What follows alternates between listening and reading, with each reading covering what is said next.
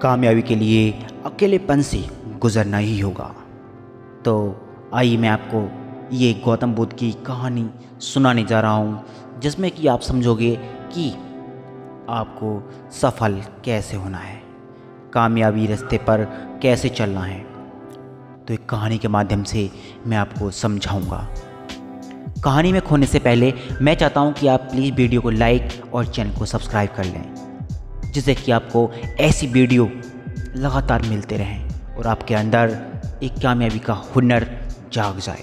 प्राचीन समय की बात है, एक समुद्र के किनारे एक गुरु अपना आश्रम बनाकर रहा करते थे। हजारों शिष्य उनसे ज्ञान ग्रहण करने के लिए दूर दूर से उनके पास आकर रहते थे। गुरु का ज्ञान देने का तरीका भी बड़ा ही अनूठा था। शुरुआत में वो अपने शिष्यों को उपदेशों के माध्यम से ज्ञान देते थे। उसके बाद वो अपने शिष्यों को उस ज्ञान का अनुसरण करने के लिए कहते थे, जो उस ज्ञान का अपने व्यवहारिक जीवन में उतारने को कहते थे। एक बार उस आश्रम में एक सम्राट अपने बेटे को लेकर पहुंचा। उस सम्राट ने उस गुरु से प्रार्थना की कि आप मेरे बेटे को अपने आश्रम में रहने दें और अपने तरीके से उसे ज्ञान दें। उसे इस आश्रम में बिल्कुल भी ऐसा नहीं लगना चाहिए कि वो किसी सम्राट का बेटा है। उसे बिल्कुल साधारण शिष्यों की तरह ही ज्ञान देने की कृपा करें। गुरु ने मुस्कुराते हुए कहा कि सम्राट, ज्ञान इसी तरीके से लिया जा सकता है। अगर तुम अपने आप को दूसरों से बड़ा समझोगे तो तुम ज्ञान ग्रहण नहीं कर पाओगे। अगर तुम्हें ज्ञान ग्रहण करना है तो तुम्हें दूसरों की तरह अपने आप को साधारण समझना होगा। यही ज्ञान ग्रहण करने की सबसे पहली सीढ़ी होती है। तुम निश्चिंत रहो, आज से तुम्हारे बेटे की जिम्मेदारी मेरे कंधों पर रही। ये कहकर गुरु सम्राट के बेटे को अपने साथ लेकर समुद्र के किनारे टहलने के लिए निकल गए। आश्रम के बाकी सभी बच्चे उस सम्राट को देख रहे थे। सम्राट अपने बेटे को अपने रथ पर बिठाकर लाया था, जिससे सभी बच्चे समझ गए कि ये लड़का सम्राट का बेटा है। इसी वजह से आश्रम के सभी बच्चे सम्राट के बेटे की तरफ आकर्षित हो गए थे। जब गुरु सम्राट के बेटे को लेकर समुद्र पर टहल रहे थे तो सम्राट का बेटा अचानक फूट फूट कर रोने लगा, क्योंकि अभी वो सिर्फ 12 वर्ष का ही था और 12 साल की आयु में उसके पिता उसे अपने से दूर छोड़कर चले गए थे। ये सदमा वो बच्चा सहन नहीं कर पा रहा था। वो नहीं समझ पा रहा था कि उसके पिता उसकी भलाई के लिए उस गुरु के पास छोड़ कर गए हैं। उसे रोते हुए देखकर गुरु ने कहा कि बेटा, मैं तुम्हें चुप नहीं करूँगा। हो सकता है कि आज मैं तो तुम्हारे आंसू पोंछ दूँ, लेकिन कल तुम्हें फिर अपने आप को अकेला पाओगे। मैं तुम्हारे आंसू पोंछ दूँ, लेकिन कल तुम फिर अपने आप को अकेला पाओगे। याद रखना, जीवन में इंसान अकेला आता है और अकेला ही जाता है। जितनी जल्दी वो इंसान इस बात को समझ लेता है, वो उतनी जल्दी आत्मज्ञान के रास्ते पर निकल पड़ता है। गुरु ने अपनी बात आगे बढ़ाते हुए कहा कि जो इंसान अकेला रहना सीख लेता है, वही खुद से प्यार कर पाता है, और जो खुद से प्यार करना जानता है, वो किसी के भी जाने का अफसोस नहीं करता, क्योंकि वो खुद से ही प्यार करता है। धीरे धीरे तुम आश्रम के माहौल में ढल जाओगे। शुरुआत में तुम्हें समस्या आ सकती है, लेकिन कुछ दिनों के बाद तुम इसे आत्मसात कर लोगे। उसके बाद तुम्हें यही जगह बहुत अच्छी लगने लगेगी और ये जगह तुम्हें अपने महल जैसी लगने लगेगी। संध्या हो चली थी। समुद्र के दूसरे छोर पर सूरज छिपने लगा था और अपनी ललिमा पूरे आसमान में बिखेर रहा था। बड़ा ही सुंदर दृश्य था और गुरु शिष्य को अपने साथ लेकर आश्रम में वापस लौट आए। उस शिष्य को भी थोड़ी सांत्वना मिली, क्योंकि गुरु की आंखों में एक अभूतपूर्व शांति झलक रही थी। और जब हम किसी एकांतवासी गुरु की आंखों में वो शांति देख लेते हैं तो हमारे हृदय से भी सारा भार हट जाता है, मन एकदम निर्मल हो जाता है। जब सम्राट का बेटा रात्रि का भोजन करने के लिए भोजन कक्ष में पहुंचा तो आसपास के सभी शिष्य उसके पास आने लगे। उन सभी को पता था कि ये सम्राट का बेटा है और हम इसे दोस्ती कर लेते हैं तो ये उससे हमारा बहुत फ़ायदा होने वाला है। यही सोचकर आश्रम के ज़्यादातर ने उसे घेर लिया था। बस कुछ बच्चे ही जो अकेले रहने का महत्व समझते थे, जो दिखावे में विश्वास नहीं करते थे, वो सम्राट के बेटे के पास जाने की बजाय अपना पूरा ध्यान खाने पर लगा रहे थे और एकांत में बैठकर अपना भोजन कर रहे थे। कुछ दिनों के बाद सम्राट के बेटे के आश्रम के ज़्यादातर बच्चों के साथ दोस्ती हो गई। अब वो आश्रम में उन बच्चों के साथ घूमता, उन्हीं के साथ अपना ज़्यादातर समय बिताता था। आखिरकार सम्राट का बेटा था, सुख सुविधाओं में पला बड़ा था। आसपास बहुत से दास और दासियाँ होते थे। आसपास अपने मित्रों से घिरे न हो, वहीं दिनचर्या उसने इस आश्रम में भी अपना ली थी। ऐसा नहीं था कि गुरु को ये सब पता नहीं था, पर गुरु उसे अलग तरीके से ज्ञान देना चाहते थे। बच्चों को ज्ञान आप उपदेश देकर नहीं दे सकते, उन्हें साक्षात्कार कराना पड़ता है। उसके बाद उन्हें वो बात समझ आती जो आप समझाना चाहते हो। गुरु को ये बात पता थी कि अगर मैं इसे बोलकर बताऊंगा तो ये कभी नहीं समझ पाएगा। मुझे ऐसे दिखाना पड़ेगा, इसे एहसास कराना पड़ेगा कि अकेले रहना ही तुम्हें अपनी शक्तियों को जान पाओगे। ये सीख देने के लिए गुरु एक दिन उस शिष्य को एक साथ पहाड़ी की चोटी पर ले गए। पहाड़ी पर पहुंचकर गुरु ने उस शिष्य से कहा कि तुम्हारा ज्ञान पूरा हो चुका है, बस एक आखिरी रात तुम्हें यहाँ पर बितानी होगी। उसके बाद अगले दिन शाम को मैं तुम्हारे राजमहल में तुम्हें को पहुँचा दूँगा। जो बच्चा ये सुनकर बहुत खुश हो गया कि अब मैं वापस अपने राजमहल में चला जाऊँगा, फिर मेरे दास और दासियाँ, सारी भोग की वस्तु ये मेरे पास होंगी। उस शिष्य ने गुरु से पूछा कि गुरुजी, मुझे आज रात यहाँ पहाड़ी पर क्यों छोड़ रहे हैं? आखिर मुझे कौन सा आखिरी ज्ञान यहाँ से मिलेगा? गुरु ने मुस्कुराते हुए कहा कि यहाँ पर चट्टान के पीछे तुम्हें छुपकर बैठना होगा। यहाँ पर रोज़ रात को एक बाज आता है, तुम्हें उस बाज को देखना है, बड़ी गौर से देखना है, हर गतिविधि देखनी है और उस बाज को देखना है कि बाद देखने के बाद अगले दिन अगर तुम उस बाज की खूबियाँ मुझे बता पाए तो मैं तुम्हारे राजमहल वापस भिजवा दूँगा। और हाँ, सुबह आने से पहले एक बात और ध्यान देना कि चरवाहा यहाँ पर अपनी भेड़ों को चराने के लिए आता है, तुम्हें उन भेड़ों की गतिविधियों को भी देखनी है। याद रखना, बाज की गतिविधि रात को और भेड़ों की गतिविधि सुबह। अगर तुम दोनों की गतिविधि ध्यान से देखकर मुझे बता पाए तो तुम इस आश्रम से हमेशा के लिए आज़ाद हो जाओगे, तुम्हारा ज्ञान पूरा हो जाएगा। मैं तुम्हारे पिता को कह दूँगा कि ये बच्चा हमारे आश्रम का सबसे ज्ञानी बच्चा है। ये कहकर गुरु अपने आश्रम में वापस लौट आए और वो बच्चा वहीं पर उस चट्टान के पीछे खड़ा हुआ उस बाज का इंतजार करने लगा। काफ़ी वक्त बीत जाने के बाद वहाँ पर एक बाज अपने बच्चों के साथ पहुँचा। सम्राट के बेटे ने पूरी रात उसे बाज की गतिविधि को बड़े ही ध्यानपूर्वक देखा।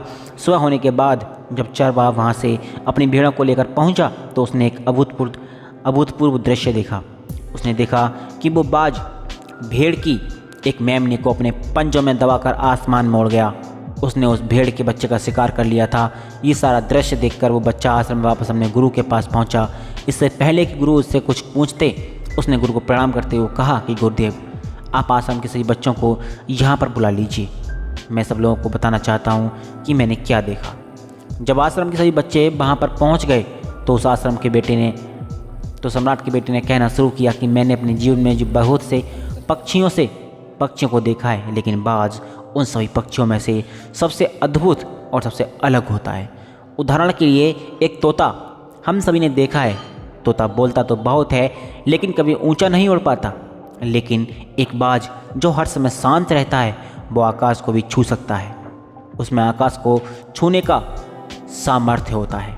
जब भी एक बात अपने शिकार को निश्चित कर लेता है तो वो उसी शिकार पर अपनी नज़रें गड़ाए रहता है, चाहे वो कितनी भी ऊंचाई पर क्यों ना हो, चाहे कितना भी बड़ा तूफान क्यों ना आ जाए, लेकिन उसकी नज़र हमेशा अपने लक्ष्य पर स्थिर रहती है। आज सुबह जिस बाज को मैंने देखा उसने हर भेड़ को अपना शिकारा नहीं बनाया, बल्कि उस भेड़ के झुंड में से उसने उस भेड़ के मेमने को अपना शिकार बनाया। उस बाज की तरह हमें भी अपने ध्यान और अपने एक ही लक्ष्य पर स्थिर रहना चाहिए।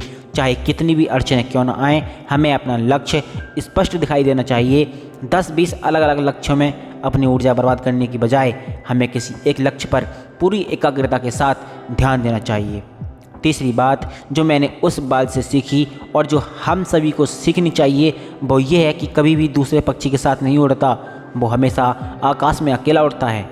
इससे हमें सीख लेनी चाहिए कि हमें कभी भी छोटी सोच वाले लोगों के साथ नहीं रहना चाहिए। आखिरकार हम भी कब वही बन जाते हैं जिनके साथ हम रहते हैं। इसीलिए या तो बड़ी सोच वालों के साथ रहो या फिर अकेले रहो, क्योंकि जब हम अकेले रहते हैं तब ही हम खुद की ताकत और खुद की कमजोरियों को जान पाते हैं। कमजोरियों को जानकर उनको दूर कर सकते हैं और अपनी ताकत को जानकर उसका सही इस्तेमाल कर सकते हैं। लेकिन वो तो तभी संभव होगा जब हम अकेले रहना सीखेंगे। चौथी सीख जो हमें एक बाज से लेनी चाहिए कि एक बाज हमेशा अपनी सीमाओं से ऊपर उठकर उड़ता है। जब तूफान आता है तो हर एक पक्षी अपने घोंसलों की तरफ भागता है, खुद को छुपाने की जगह ढूंढता है, लेकिन आज ऐसा कुछ भी नहीं करता। लेकिन बाज ऐसा कुछ भी नहीं करता। वो खुद सीमाओं को तोड़कर बादलों से भी ऊपर उड़ने का प्रयास करता है। हवाएं उसे थप्पड़े मारती हैं, पंख उसके बाहर ही हो जाते हैं, पानी और धूल की वजह से उसे कुछ दिखाई नहीं देता, लेकिन फिर भी वो आसमान की तरफ उड़ता रहता है और बादलों से भी ऊपर निकल जाता है। वहाँ तक उड़ता रहता है जब तक मौसम ठीक नहीं हो जाता। अपनी सीमाओं को सिर्फ इसलिए तोड़ पाता है क्योंकि वो समस्या के आने पर उसे घबराता नहीं है, उससे डरकर बचने का प्रयास नहीं करता, बल्कि एक सकारात्मक नज़रिए के साथ उसका सामना करता है।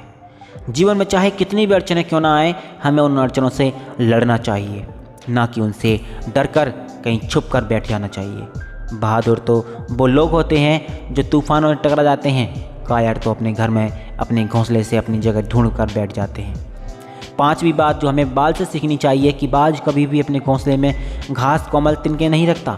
जो तिनके एक कोमल होते जाते हैं वो निकाल कर फेंकता रहता है। उसी तरह चाहे कितनी भी आरामदायक ज़िंदगी आपको मिली हो, लेकिन उस आराम से ऊपर उठकर अपने आलस को तोड़कर जीवन में मेहनत करते रहना चाहिए। जीवन में पसीना बहाना चाहिए, शारीरिक मेहनत करनी चाहिए। अपने घोंसले से कोमल तिनके उठाकर फेंक दो और आज ही अपने आलस को तोड़कर निकाल पड़ो।